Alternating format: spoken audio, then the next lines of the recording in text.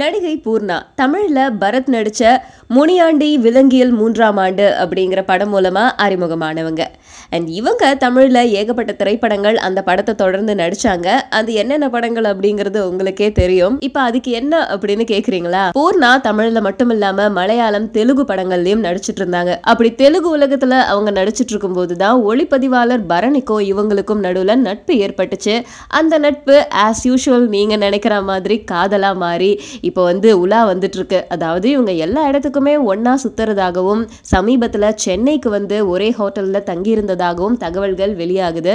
So இந்த மாதிரியான கிசு எல்லாம் எங்க பார்த்தாலும் பரவிட்டு வருது. இதனுடைய முடிவு என்னவா இருக்கும்? நீங்க நினைக்கிற மாதிரி தான் திருமணமா இருக்கணும் அப்படின்னு சொல்லிட்டு எல்லாருமே எதிர்பார்க்கிறோம். ஸோ இது திருமணமா இருந்துச்சு அப்படின்னா கண்டிப்பா ஒரு நல்ல நாள்ல 2 பேருமே அறிவிப்பாங்க. அது மட்டும் இல்லாம இப்போதைக்கு பூர்ணா நடிக்கிற படத்துக்கு கால் ஷீட்டு, சம்பளம் இது எல்லாமே பரணி தான் கவனிச்சிட்டு வராராம். ஸோ நம்ம சினிமா இண்டஸ்ட்ரியில இன்னொரு காதல் ஜோடி மலர்ந்தாச்சு. அவங்க எப்போ கல்யாணம் வரைக்கும் போக போறாங்களோ வெயிட் பண்ணி பார்ப்போம்.